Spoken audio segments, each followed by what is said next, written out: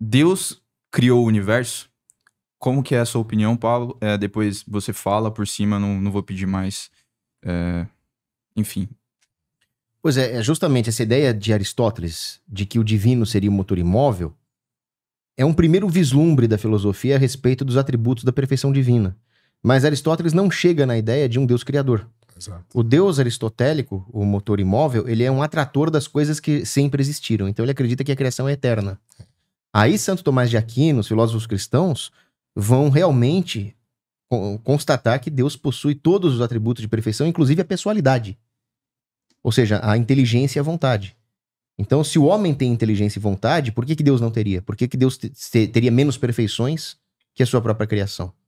Então, no cristianismo, nós chegamos numa filosofia mais consistente, onde Deus não é só o primeiro motor, aquele que faz com que as coisas passem de potência a ato, mas é também causa eficiente de todas as coisas. Todas as coisas que vêm a existir têm uma causa, e nós não podemos regredir ao infinito. Então, existe uma causa primeira incausada, que sempre existiu e que criou todas as coisas, porque se essas coisas vieram a existir, elas vieram a existir por mérito do Criador. Elas não poderiam vir a existir sozinhas, porque do nada nada é. Isso é uma constatação filosófica também. Sim. Não poderia haver uma flutuação aleatória no cosmos. Inclusive, o nada não existe, né? É um conceito ideológico, né? É como o infinito. O nada é uma abstração. É uma abstração, como o infinito, O infinito eu acho que já depende. Depende de que tipo de infinito você está falando, né? Porque assim, não tem como constatar que alguma coisa é infinita. É uma ideia, né? É uma abstração. Mas, por exemplo, quando você fala que existem infinitos números racionais entre o número 1 e o número 2, é uma abstração matemática. É um infinito que nós abstraímos como entes matemáticos. Mas a infinitude de Deus, embora ela não seja compreensível para nós, é o que há de mais concreto no mundo, porque é Deus infinito e necessário, né? Então a minha visão é de que sim, Deus é o criador do mundo. Ele que dá a sustentação de todas as coisas, ele sustenta as coisas ontologicamente, ele é a causa, ele é a causa formal última de todas as coisas são do modo que são, em virtude do que elas são perante Deus, ou seja, o cosmo noético, que é a ideia de que todas as coisas têm o seu lugar segundo a mente de Deus. Esse é o significado do cosmo noético em vários autores. E também as coisas operam para Deus. O operar segue o ser. Então o olho do porco, a fisiologia do porco, ou de todos os animais, de todos os ecossistemas, de todas as coisas que existem no universo, e até mesmo o engenho humano, que se dá por causa da inteligência que Deus participou ao homem, tudo isso está dentro de um plano de Deus e opera segundo a vontade última de Deus. Legal. E você concorda com isso, Chileno? Não concordo. Assim, filosoficamente eu acho um raciocínio que ele é válido, mas ele é um raciocínio baseado na fé, né? Primeiro, de que Deus existe. Então, eu acho que antes a gente precisava fazer uma observação. Inclusive, eu começo meu livro falando sobre isso, né? O que é fé? Quem dá a melhor definição de fé é o apóstolo Paulo em Hebreus 11:1. Ele fala: a fé é a certeza das coisas não vistas. Se quiser olhar diretamente para o Paulo. Ok. A fé é a certeza das coisas não vistas. E aí tem um filósofo do século XVIII chamado Immanuel Kant, que por sinal era cristão, inclusive, mas Kant diz assim: Deus só pode ser crido pela fé. Né? Debater se Deus existe ou não é perda de tempo, é só para satisfazer o ego do ser humano de querer ter resposta para tudo. Por quê? Porque Deus é metafísica. Então, tudo que a gente fala de alma, de inferno, de Deus, Você acha que a discussão de discutir Deus é inútil? Não é inútil. Não é isso. Não é inútil. Mas ela é uma aporia, a gente chama na filosofia, que é uma questão sem resposta. Porque a gente não vai conseguir provar Deus. Por quê? Porque Deus é metafísica. O primeiro a usar esse termo é Aristóteles, 350 a.C. Então, o prefixo meta do grego quer dizer além. E physis é o que é físico, é o que é material. Então, tudo que é metafísica está para além do plano físico, certo? Então, assim, a gente não tem como provar Deus fisicamente, porque ele está para além do plano físico. Então, eu vejo o erro de alguns cristãos, que é dizer categoricamente, eu tenho como provar que Deus existe, não tem, que é o mesmo erro de muitos ateus também, de dizer categoricamente Deus não existe. Porque se Deus é metafísica, ele não pode ser provado pelo mesmo motivo, ele não pode ser negado. Sim. Entende? Pausa rápida aqui. Se você assistiu até aqui, considere se inscrever no canal. Isso nos ajuda a trazer convidados cada vez mais incríveis e ter conversas mais interessantes. Então, se inscreva no canal e ative o sino das notificações para não perder nenhum episódio. Então, de volta ao podcast. Então eu vou dar um exemplo. A teoria atomista, desenvolvida por Demócrito e outros atomistas cerca de 300 a.C. Então, tomos do grego quer dizer divisão. Então, e o prefixo a quer dizer negação. Então, Demócrito dizia que você pega a matéria, divide infinitas vezes, milhares de vezes, vai chegar numa partícula tão ínfima que ela é indivisível. Átomos. Átomo é indivisível, certo? E aí você fala, professor, mas hoje já dividiram um átomo. Tudo bem. Mas a ciência que deu o nome cedo demais. A teoria de Demócrito e de outros atomistas estava perfeita, certo? Durante 2.500 anos ela foi ridicularizada. Só no começo de 1900, com o acelerador de partículas, que a gente conseguiu provar que o átomo realmente existia. Então, discutir se Deus existe ou não, então talvez a gente não tenha tecnologia ainda para provar Deus, ou para provar a existência ou a inexistência. Talvez daqui 1.000 anos, 10.000 anos, 100 anos, talvez a gente nunca tenha. O que não quer dizer nem que eu possa afirmar categoricamente que ele existe, nem categoricamente que ele não existe. Então, por isso que eu costumo dizer que eu sou um ateu não praticante. Primeiro, porque eu não posso provar categoricamente que Deus não existe. O ateu que diz, eu provo que Deus não existe, ele é tão crente quanto a crença que ele condena. Porque não tem como ele provar que Deus não existe. Mas também não tem como provar que ele existe. Então, por isso que eu digo, esse debate é muito importante, porque, embora ele seja uma aporia, uma questão sem resposta, ele treina a gente numa capacidade intelectual tão elevada que se você treinar a discutir coisas, eu começo meu livro falando sobre isso. Por que a gente vai debater se Deus existe ou não, se a gente já sabe a resposta que a gente não vai conseguir chegar a conclusão nenhuma? É verdade. Porque eu tenho certeza que eu vou sair daqui e o Paulo vai continuar católico, da fé dele, e eu vou continuar com as minhas descrenças, mas uma verdade eu tenho, a gente vai sair mais rico. Porque tem coisas que quanto mais você divide, mais você tem. E conhecimento é uma delas. Afeto é outra, entende? Então, assim, quanto mais conhecimento a gente dividir aqui, mais bagagem eu vou ter, mais bagagem ele vai ter, mais bagagem você vai ter. E não necessariamente a gente está querendo vencer. Que eu não quero convencer o Paulo que Deus não existe. Até porque ele diz que ele já passou por uma fase agnóstica, que ele duvidava, e depois ele se achou católico, e hoje ele está muito bem resolvido, e ele é uma pessoa melhor por causa disso. Então eu te pergunto, eu particularmente não acredito em Deus. Agora, se ele é uma pessoa melhor sendo católico e acreditando em Deus, que tipo de imbecil eu seria de querer tirar isso dele para ele ser uma pessoa pior? Entende? Então eu acredito nisso, eu acredito no amor e acredito no respeito. Eu acho que muitas das coisas que é amor e respeito, a gente convencionou chamar de Deus, como a moralidade, né? Eu acredito na moralidade secular, que por que eu não roubo? Porque eu não quero que me roubem. Por que eu não mato? Porque eu não quero que me matem. Por que eu não estupro? Porque eu não quero que me estuprem. Entende? Então, assim, isso são princípios que sempre estiveram imanentes em qualquer sociedade. Porém, você falou uma verdade. Tem uma tribo Pirani e tal, que disseram que é uma tribo ateia na Amazônia, mas mesmo assim eles têm algumas metafísicas, não é totalmente ateia. Na história da humanidade, não existe nenhum povo que realmente assim é completamente ateu.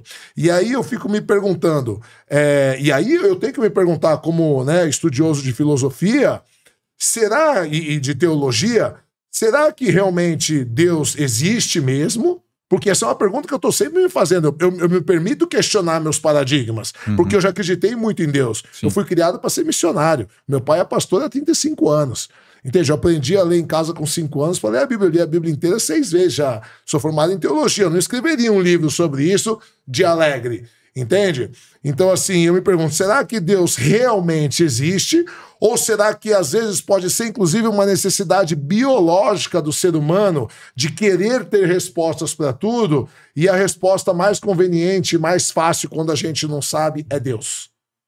Porque pode ser, né? Quando eu não sei, é Deus. Tanto que muitas coisas que antigamente era Deus, você não sabia o que era trovão, era Thor. Você não sabia por que a colheita era ruim, é porque Deus estava amaldiçoando. E aí hoje com a ciência, né, por isso que Nietzsche diz que Deus está morto. E é engraçado que quando Nietzsche diz isso, ele não estava falando de Deus propriamente dito. Ele estava falando do conceito da Idade Média, que tudo se respondia com Deus, né? Hoje você fica doente, você vai no médico, você até faz oração. Você vai na igreja, você pede, mas você vai no médico, você toma remédio. Então, quando Nietzsche diz que Deus está morto, ele queria dizer do conceito de que Deus responde absolutamente tudo, né? Embora ele também fale mal da ciência. Você esperar que a ciência também vá resolver todos os problemas também é niilismo. Então, é isso que eu me pergunto. Será que realmente Deus é a resposta para tudo? Ou a gente não tem resposta e a gente precisa de uma resposta para satisfazer a nossa necessidade? Sim. E aí é mais fácil a gente colocar Deus. Se é criada a nossa necessidade, né? Exato. Mas voltando à questão, você acha que Deus, então, não... Obviamente, né? Você é ateu, você não acredita que Deus criou o cosmos, né? Então, o que existia antes disso? Então, mas se você parar para perguntar isso, você pergunta também o que existia antes de Deus. Aí você vai dizer a resposta cristã é Deus sempre existiu, porque Deus é o ser por excelência, ele é a potencialidade, ele não tem potencialidade, ele é a perfeição e o ser por excelência que sempre existiu. E aí, no meu caso, eu penso mais como Aristóteles. O universo pode ter sempre existido. E as leis físicas existem porque elas sempre existiram. Qual é a diferença de você chamar isso de Deus e de cosmos? É só nomenclatura. Faz uma pergunta para o chileno em relação a isso, Paulo. Uma pergunta sobre isso? Um comentário sobre isso? O que você quiser. Certo. Não, eu queria comentar. Boa. Que acho que pega um fio de debate, né? Então, quando o Nietzsche fala que Deus está morto, o Nietzsche, ele está se lamentando. Ele está dizendo, a nossa sociedade perdeu os parâmetros. Ele está dizendo, a sociedade agora não tem mais uma base moral fixa. Então, é um lamento de Nietzsche. Então, justamente, quando o chileno fala sobre a questão moral, ele está inadvertidamente buscando a Deus. Ele fala, eu acredito no amor, no respeito, eu acredito que é errado matar, eu acredito que é errado roubar. Então ele acredita num parâmetro moral. Só que aí, de onde vem esse parâmetro moral? Se eu falo, eu acredito que é errado roubar e matar, porque senão a sociedade seria insuportável, porque haveria um monte de criminosos, eu estou dizendo, seria conveniente para mim se houvesse uma lei moral dos homens dizendo que é proibido matar e roubar. Mas nós vemos que o comportamento humano não é redutível a essa questão de conveniência utilitária. As pessoas se sentem mal de matar e roubar, a não ser no caso dos psicopatas, das pessoas que realmente são imorais. Só que muitas vezes as pessoas escolhem praticar o bem, mesmo que isso não lhe seja conveniente. Há inúmeros casos de sacrifícios. E não são só sacrifícios heróicos que são exceções na história. O sujeito que levanta de manhã, às 4 da manhã, para pegar 2 ônibus para sustentar a mulher e os filhos, ele está se sacrificando por alguém, pela mulher e pelos filhos. Então não é só uma mera questão de conveniência. E se a moralidade fosse só isso, uma questão de conveniência, ela seria só uma adaptação evolucionária porque os bichos que desenvolveram o código moral sobreviveram por X motivo. Que você não acredita nisso. Não acredito nisso. Eu acredito que tem uma coisa a mais. Eu acredito que a alma do homem opera buscando uma planificação nas virtudes morais. Então, o homem, quando ele fala, eu acredito que matar é errado, né, matar inocentes, eu acredito que roubar é errado, o que ele está falando? Eu acredito em Deus. Ele pode até não estar falando isso, mas se ele for rigoroso filosoficamente, ele vai estar dizendo, eu acredito num parâmetro absoluto de moral. Só que eu não vejo um parâmetro absoluto de moral como decorrente da dimensão material das coisas. Eu poderia dizer que, do ponto de vista biológico, o homem é um aglomerado de células e matéria orgânica e inorgânica. Aonde está o padrão moral nisso? Está na alma, não está na matéria. Então, quando ele diz que acredita num parâmetro absoluto de moral, ele está falando, eu acredito que há um componente divino nisso. E eu não acho que o argumento moral é suficiente para provar a existência de Deus. Nisso eu vou concordar com o chileno. Não dá para chegar aqui e falar, olha, existe a intuição da alma sobre parâmetros morais absolutos, logo eu provei a existência de Deus. Não. Isso é uma prova muito fraca. Não, eu, como filósofo, não admitiria isso como prova. Mas o que eu posso dizer é que a existência desse parâmetro moral significa que o homem busca a Deus. Ainda que inadvertidamente. Se o homem busca a Deus, significa o seguinte: por que que as coisas na realidade operariam de acordo, né, com aquilo que não existe? Eu vejo aqui não uma prova da existência de Deus, mas um indício de que o Criador criou a criatura para buscá-lo. Então, embora não seja uma prova, é um indício muito forte da existência de Deus. É um indício realmente de que as coisas operam segundo Deus. Aí, quando eu vou para 5 vias de São Tomás de Aquino, aí eu vou ter provas fortes, provas filosóficas da existência de Deus. Porque aí São Tomás de Aquino vai dizer o seguinte, lá na sua 5ª via: quando eu observo a ordem do universo, eu vejo as coisas operarem segundo uma lei. Eu vejo os homens operarem buscando uma moral. E eu vejo que eles operam assim como todas as outras coisas operam, dentro de uma ordem que só pode ser querida por um ordenador. Do contrário, ela não seria uma ordem.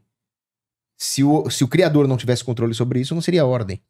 Então, quando ele, na 5ª via, São Tomás de Aquino vai dizer: a maneira como as coisas operam não está inscrita em nenhuma dessas coisas tomadas particularmente. Existe uma ordem que é compreendida quando você vê... 5 ordens de Tomás de Aquino. Tá aqui, ó. Via ordinária. Eu vou até ler aqui o trecho do chileno. Via ordinária. Mais uma vez, São Tomás de Aquino se vale de Aristóteles. Para Aristóteles, tudo no universo tinha o seu telos. Telos é finalidade em grego. Nada no mundo é por acaso, tudo tem uma função ou finalidade.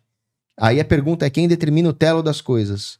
Aí São Tomás de Aquino responde: é Deus, existe uma finalidade para tudo. Mas aí que tá. Essa finalidade, ela não é só um parâmetro mental. Essa finalidade é uma causa final. Por exemplo, por que que um sujeito martela um prego numa mesa? Porque ele tem a mesa pronta na sua mente como a causa final que ele quer alcançar. Todas as coisas do universo operam em direção à causa final. Então, a causa, ou melhor, o telos não é só uma finalidade abstrata. Ela é uma causa final que faz com que as coisas operem de certa maneira. E o indício forte disso é a operação da intuição moral no homem. Aí, quando o chileno fala que nós não temos uma prova filosófica da existência de Deus e tudo não vai passar de uma questão de fé... Pela visão de Kant também. Que é a visão kantiana. Eu discordo completamente dessa visão kantiana. Pelo seguinte: o que é fé? Santo Tomás de Aquino define a fé como sendo o assentimento do intelecto a uma verdade divina. Esse assentimento do intelecto, ele é racional. Ele não é uma crendice, ele não é uma crença infundada.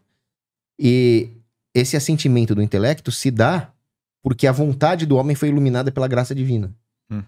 Mas a fé que Santo Tomás de Aquino se refere é a fé sobrenatural. A graça divina ilumina a alma, ilumina a vontade, e aí essa vontade comanda que o homem dê assentimento àquilo que é razoável acreditar para a sua salvação.